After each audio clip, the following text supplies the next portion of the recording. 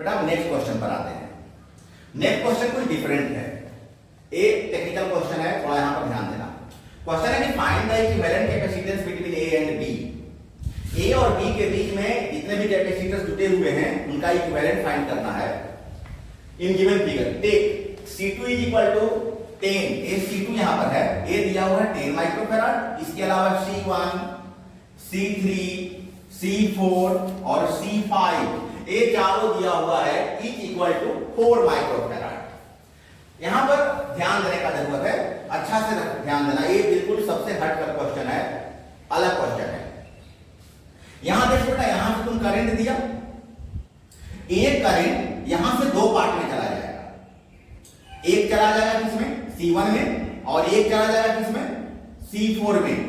इसका मतलब है कि C1 और C4 दोनों पैरेलल हुआ।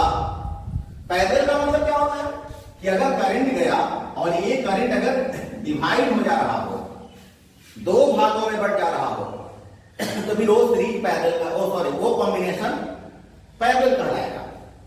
एक चीज यहां से हो रहा है, एक गया और यहां से दो भाग में बट जा रहा है, एक इधर चला जा रहा है और एक इधर चला जा रहा है। इसका मतलब हुआ कि ये दोनों पैरेलल हो गया। अब जरा गौर करो, अब करंट यहां से गया तो ए जो गया वो ए इधर चला आएगा और यहां से करंट आ रहा है वो देखो इधर चला जाएगा। इसका मतलब है कि ये साइलेंट कैपेसिटर है, वो कैपेसिटर साइलेंट है।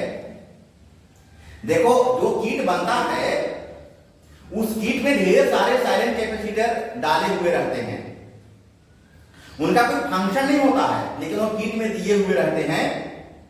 कभी कोई प्रॉब्लम हुआ तो कैपेसिटर वहां से पार्टिसिपेट करके वहां चला गया, अपना पार्टिसिपेशन शो कर रहा है, वहां चला गया, उनको वहां से वहां कनेक्ट कर दिया गया। ऐसे कैपेसिटर साइलेंट कैपेसिटर कहलाते हैं। अभी कैलकुलेशन में इनका कोई पार्टिसिपेशन नहीं है। तो ध्यान दो बेटा, C1 और C4 पैरेलल है, वैसे ही C5 और C3 दोनों पैरेलल है और C2 क्या हो गया, साइलेंट हो गया। ध्यान ये लिखे हैं given figure, C2 is silent capacitor, C1 C4 parallel, C3 C5 parallel. तो सबसे पहले तुम C1 C4 को कैलकुलेट कर दो पैरेलल, 4 + 4 8। उसी प्रकार से C5 और C3 को कैलकुलेट कर लो तो C3 C5 4 4 8। और करो, अभी अगर तुम ये दोनों पैरेलल को अलग कर दो, ये तो साइलेंट है हटा दो, ये दोनों पैरेलल को अलग कर दो, ये दोनों पैरेलल था, ये दोनों पैरेलल था, ये साइलेंट है हम हटा दे रहे हैं। इसका मतलब एक और ये दोनों अब क्या हो गया, अब ये दोनों सीरीज हो गया। तो सीरीज बना लो 1/CS। कौन कौन सीरीज हो गया, ये दोनों को क्या दिए हो C डैश, ये दोनों को क्या दिए हो C डबल डैश। अब दोनों को सीरीज कर लो तो 1/C dash 1/C double dash 1/8 1/8 means 2/8 4 में हो गया। तो CS is equal to 4 microfarad. बेटा आप तुम लोगों के सामने एक नया क्वेश्चन है, ध्यान देना। Each of अनचार्ज capacitors in figure has a capacitance of 25 microfarad. AB 25 microfarad, AB 25 microfarad, AB 25 microfarad. What charge shall flow through the meter M? यहां पर एक मीटर लगा हुआ है। क्वेश्चन है कि इस मीटर से कितना चार्ज फ्लो करेगा। ये देखो स्विच है, ये स्विच का साइन होता है ऐसे, ये देखो ऐसे, और यहां पर ये स्विच का साइन होता है। एक यहां पर स्विच लगा हुआ, ये मीटर से कितना चार्ज फ्लो करेगा व्हेन द स्विच S, इस स्विच को S दे दो, इज क्लोज, और कनेक्शन कितना 4200 वोल्ट से इसको कनेक्ट किया हुआ है। अब जब इस स्विच को हम क्लोज करेंगे, क्लोज करने का मतलब है इससे सट जाएगा तो करंट फ्लो करना शुरू कर देगा। तो जब स्विच को हम क्लोज करेंगे, तुम्हारे भाषा में बोले तो ऑन करेंगे, तो फिर बताओ कि इस मीटर से कितना चार्ज फ्लो करेगा। तो देखते बेटा ये तीनों पैरेलल है ना, इसका मतलब C dash is equal to C प्लस C प्लस C 3C 3 into 25 75 microfarad. Micro को ब्रेक कर देंगे तो 75 into 10 to the power -6 फैराड। अब चार्ज फाइंड करना है, तो क्या प्रॉब्लम है, Q is equal to C भी पढ़ाए है ना, तो क्योंकि ये तीनों का इक्विवेलेंट तुम C डैश लिए हो तो हो जाएगा C डैश इंटू B।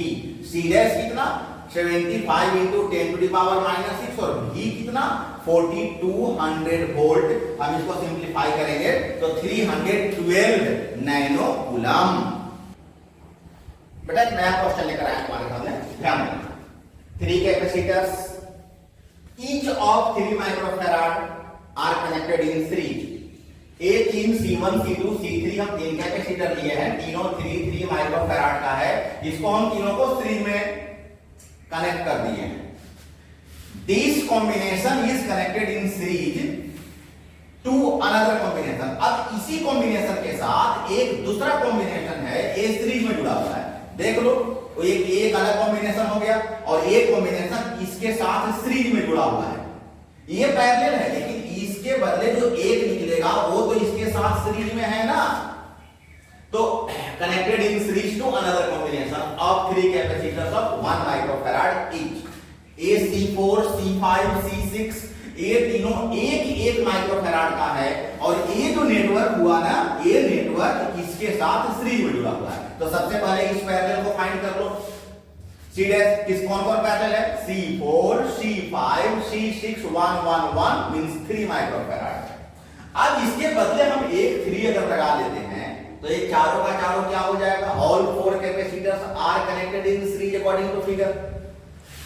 और we have in series 1 by C is equal to 1 by C1 plus 1 by C2 plus 1 by C3 plus 1 by C dash। Yes, parallel में कितना फाइंड किए हो? 3 डैश। तो 1 by 3 1 by 3 1 by 3 4 by 3 जब पलट लोगे तो C is equal to 3 by 4 that is 0.75 microfarad. तो बेटा अब तुम लोग के सामने हम आज का लास्ट क्वेश्चन लेकर आए हैं, ध्यान देना। 2 capacitors of capacities 5 microfarad and 10 microfarad। You have given 2 capacitors and the capacities of these given capacitors is 5 microfarad and 10 microfarad are charged to 16 volt and 13 volt respectively। इन दोनों कैपेसिटर्स को, इतना capacity के capacitors को charge किया जा रहा है। पहले को चार्ज किया जा रहा है 16 वोल्ट से और दूसरे को चार्ज किया जा रहा है 13 वोल्ट से। What is the common potential when they are connected in parallel? अब चार्ज करने के बाद अगर इन दोनों कैपेसिटर्स को पैरेलल कनेक्ट कर दिया गया तो फिर बताओ कि दोनों को मिलाकर कॉमन पोटेंशियल कितना होगा? तो बेटा C1 है दिया हुआ इतना, C2 यहां, V1 V2। Common potential is equal to formula होता है total charge by total capacitance. Common potential total charge कितना? Q1 प्लस Q2 और टोटल कैपेसिटेंस कितना? C1 plus C2। अब देखो तो Q1 को क्या लिख सकते हो? C1 V1 लिख सकते हो ना। Q is equal to CV होता है ना। तो Q1 is equal to C1 V1 और Q2 is equal to C2 V2। Value put करो, C1 V1 C2 V2 C1 plus C2। अब 10 टू द पावर -6 यहां भी और 10 टू द पावर -6 यहां भी कॉमन ले लो तो यहां क्या बचेगा?